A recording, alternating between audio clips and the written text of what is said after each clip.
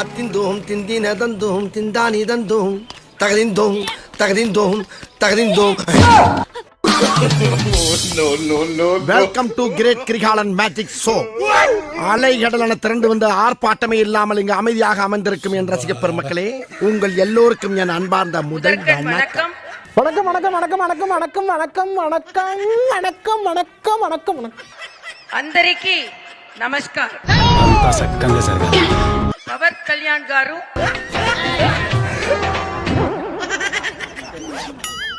மரியாதைக்குரிய பவன் கல்யாண் கார் அவர்களை தமிழகம் வருக வருக வருக என இரு கரம் கூப்பி கையொலி எழுப்பி வரவேற்கிறது.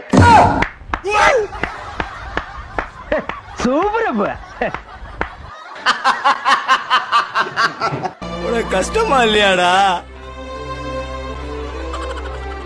வலிச்சால வலிக்கல என்னடா சொல்லுவ? இன்று இவரின் வருகை தமிழகத்தில் ஒரு மிகப்பெரிய மாற்றத்தை ஏற்படுத்த போக இருக்கிறது. ஏதாச்சும் பண்ணா நான் பாட்டு ஓரமா அப்பா பிச்சைக்கார மாதிரி உட்கார்ந்துருக்கான் பாருங்க மேடம்ன்ற மாதிரி உட்கார்ந்துருக்கேன். என்னென்னமோ பண்ணி எப்படியோ மாட்டி விடுறீங்க, பிரச்சனை இல்லை. இன்று இவரின் வருகை தமிழகத்தில் ஒரு மிகப்பெரிய மாற்றத்தை ஏற்படுத்த போக இருக்கிறது. அப்படியே ஒரே புடுங்க புடுங்கி இங்க நட்டுருப்பாரு. வாய் என்ன வாயை வச்சுக்கிட்டு இது பேசுது.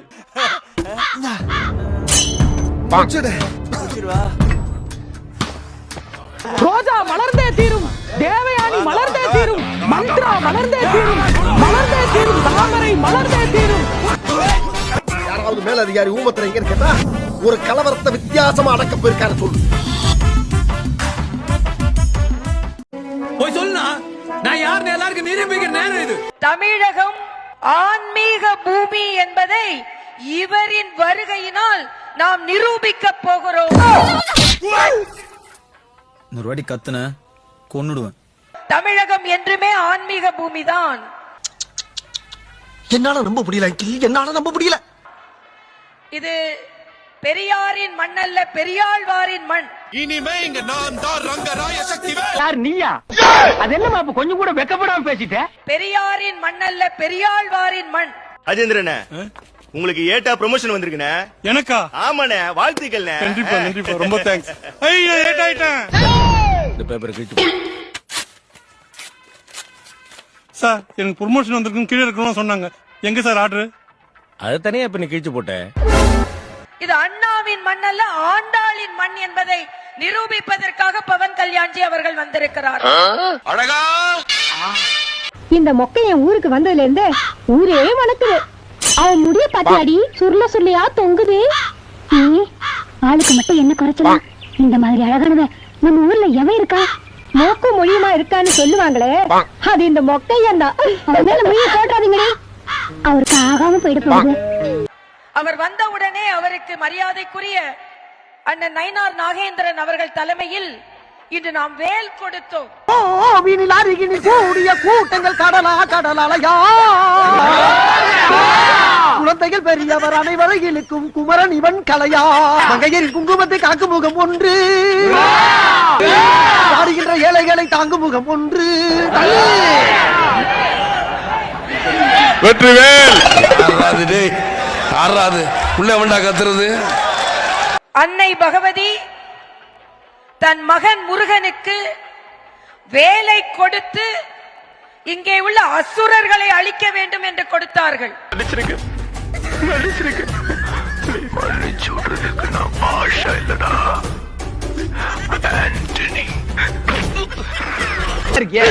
அறிவுகிட்ட முண்டமே வடாங்க, அலைச்சல்ரா அலைச்சல். அதே போல மரியாதைக்குரிய பவன் கல்யாண் அவர்களின் கையில் வேலை கொடுத்து உங்களின் வேலை ஆந்திராவில் மட்டுமல்ல தமிழகத்திலும் இருக்கிறது என்பதை உறுதி செய்வதற்காக நீங்கள் இங்கே வந்திருக்கிறீர்கள். இதெல்லாம் நடக்காது தம்பி, நடக்காது கண்ணு. அதனாலே நீ உன்னை திருத்திக் கொள். நிச்சயம் தமிழகத்தில் மிகப்பெரிய மாற்றத்தை நாம் ஏற்படுத்துவோம் என்பதை இங்கே உறுதியாக நாம் சொல்ல இருக்கிறோம். அனைத்துலக கட்சிகளோடு கூட்டணி வைங்க, ஐயா ரஜினிகாந்தோடு வைங்க, ஐயா ட்ரம்ப் கூட வைங்க. வாய்ப்பில்லை ராஜா. ஒரே நாடு ஒரே தேர்தல் இந்த நாட்டு மக்களை பாதுகாப்பதற்காக மரியாதைக்குரிய பாரத பிரதமர் மோடி அவர்கள் கொண்டு வந்திருக்கும் மிகப்பெரிய திட்டம் என்பதை நாம் இங்கே வரவேற்போம்.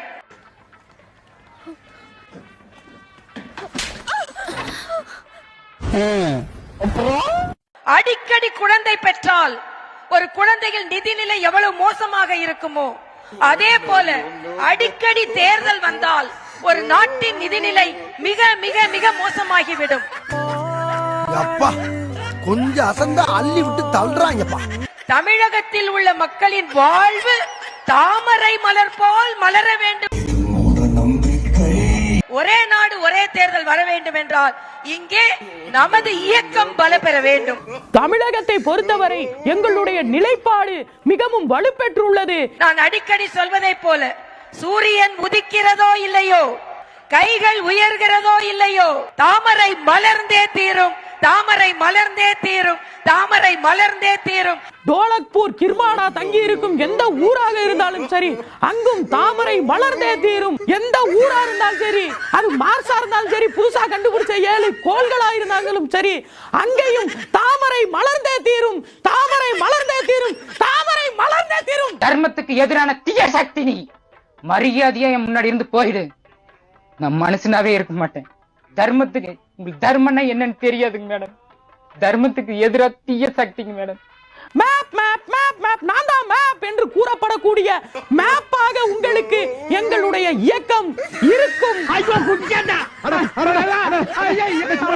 இன்றைக்கு நமது பவன் கல்யாணி அவர்கள்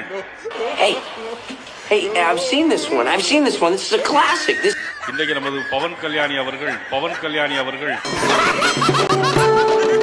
இது தொடர்ந்து அவர்கள் இந்த பகுதிக்கு வர வேண்டும். யாரா இவனுங்க எங்கிருந்தா வந்துக்கிறாங்க? நமது தமிழக மக்களோடு இருந்து பழக வேண்டும். எந்த பயனும் இல்லை.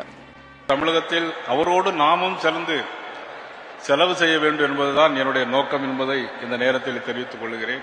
செலவு செய்ய வேண்டும் என்பதுதான் என்னுடைய நோக்கம் என்பதை இந்த நேரத்தில் தெரிவித்துக் கொள்கிறேன்.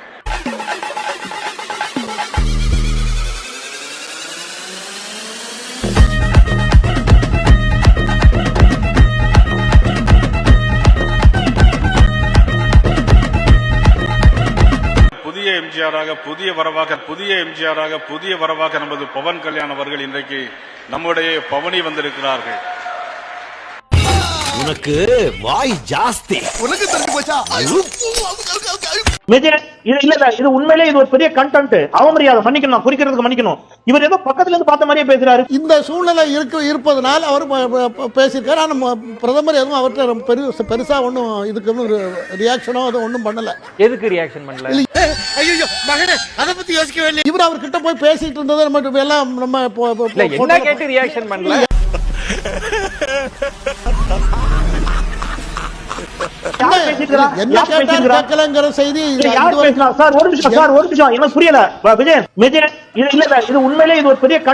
அவமரியாதை மன்னிக்கணும், குறிக்கிறதுக்கு மன்னிக்கணும். இவர் ஏதோ பக்கத்துல இருந்து பார்த்த மாதிரியே பேசுறாரு. முதலமைச்சர் என்ன பேசினாரா? அதாவது முதலமைச்சர் போய் ஈடியை பத்தி ஏதோ பேசினாரா, பிரதமர் மாட்டேன்னு சொன்னாரா? எனக்கு புரியல. தப்பு பண்ணிட்டே சிங்காரம், தப்பு பண்ணிட்டு நீ மறுபடியும் எங்களை தொட்டு இருக்க கூடாது. தொட்டுட்ட, தொட்டவனே நான் விட்டதே இல்லை.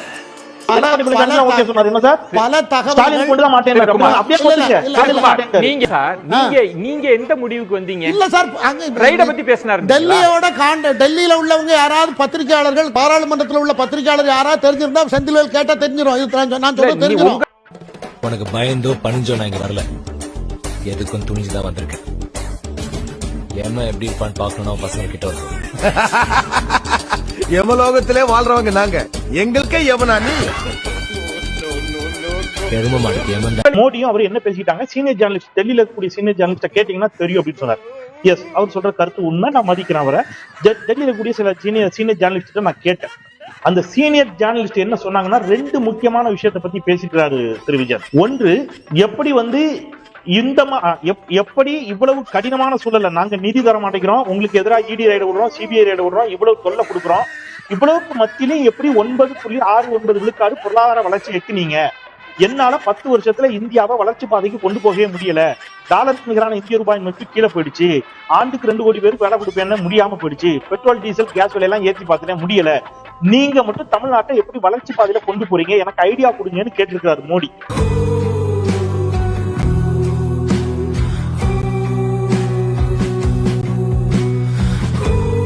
அதுக்கு நீங்க பகுத்தறிவு பாதையில் பயணிக்கணும்னு நம்ம முதலமைச்சர் சொல்லியிருக்கிறார். அது எங்க இருக்கு நெக்ஸ்ட் அதற்கு பிரதமர் கஷ்டம்னு சொல்லிட்டாரு. இது ஒண்ணு.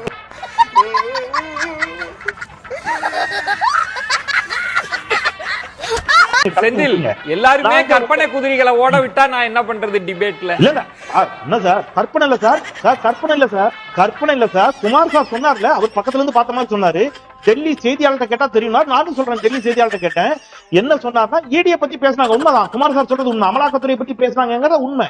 மோடி என்ன செஞ்சாருன்னா கேட்டாரு நம்ம முதலமைச்சர், நான் வேணா அமலாக்கத்துறை ரைடு எல்லாம் நிப்பாட்டி வச்சிடறேன், ஒரே நாள்ல வழக்கெல்லாம் முடிச்சிருவோம், நீங்க எங்க கூட கூட்டணிக்கு வரலனாலும் பரவாயில்ல, காங்கிரஸ் மட்டும் கலட்டி விடுங்க அப்படின்னு ஸ்டாலின் அவர்களுக்கு ஒரு அழுத்தம் கொடுத்ததாக செய்தி.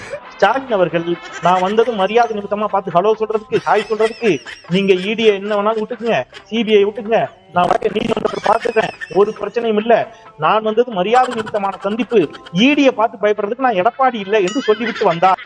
டேய் இப்ப நீ சப்பே ஆயிட்டடா, அப்ப என்னடா சவுடால் விடுற? மாப்ள யூ டிராப் திஸ்டா மாட்டிக்க. என்ன மாப்ள இது போர்டு நல்லா இருக்கும், உனக்கு சூட்டா இருக்கும். வேற பால் வாங்கணும் மூக்குல மாட்டறது, அது மட்டும் வாங்கிட்டு வரேன். ஜோக்கர்